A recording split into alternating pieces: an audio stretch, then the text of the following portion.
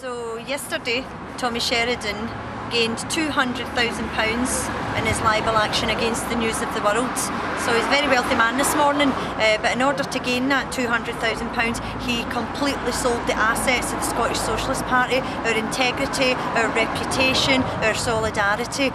So I hope Tommy's feeling really well this morning. As for the party, pain, 18 months of utter agony, wading through treacle.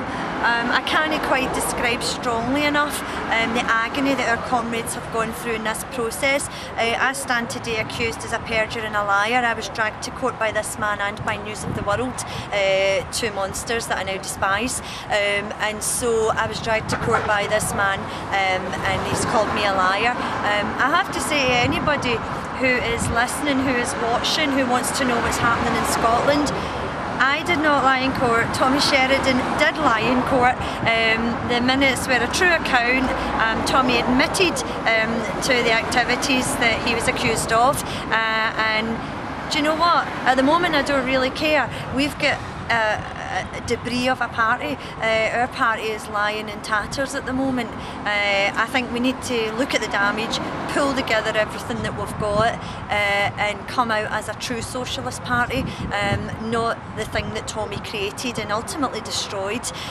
We'll come out as a true Scottish Socialist Party, or whatever it may be called, because we've got a lot of damaged comrades, we've got a lot of damage done to us out there in the media, and I don't think we can sit back and allow that. Socialism is built on truth.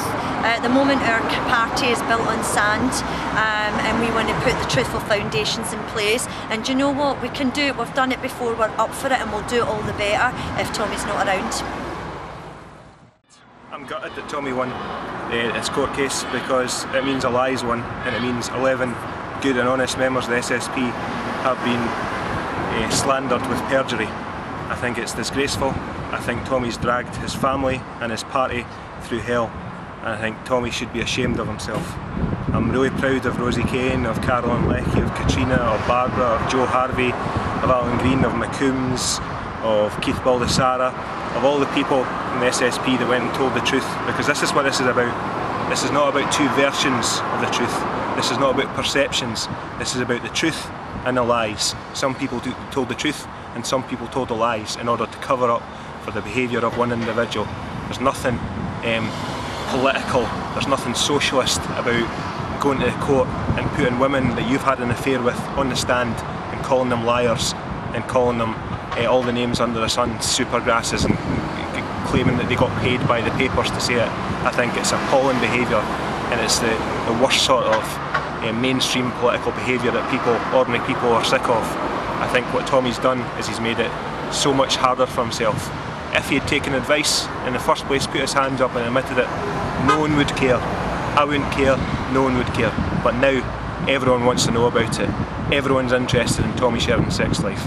That's the tragedy of this. People are talking about Tommy Sheridan's sex life when there's innocent Waynes getting bombed in Lebanon. That's the tragedy. I would like to just say I'm very disappointed that Tommy Sheridan took his court case in the first place. I don't think he should have done that.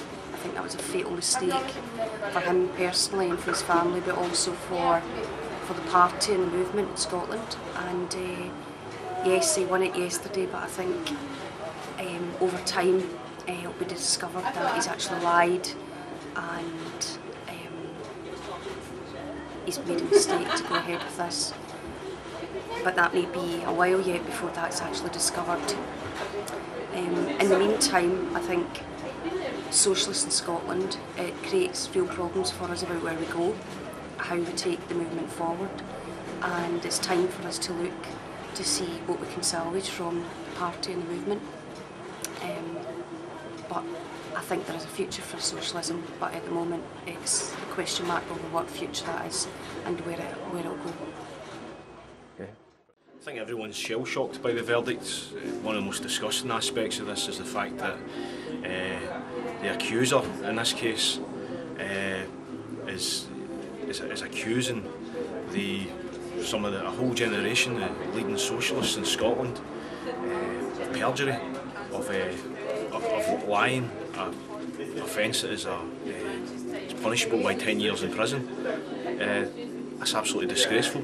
But I feel so glad about the united left and about what everyone's doing. It's brought people together, and I'm pretty convinced that if we stick together, we are the nucleus of the socialist idea, and we're going to carry that forward in the next few years. I'm absolutely convinced that whatever happens to the Scottish Socialist Party, that idea, that sort of moral, we are keeping alive, and we're going to carry it forward.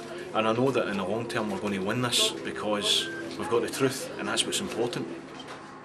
Okay, well, obviously I watched most of the case from the public gallery in the court, which was extremely difficult some points of it, particularly the day when Tommy, you go past Phil.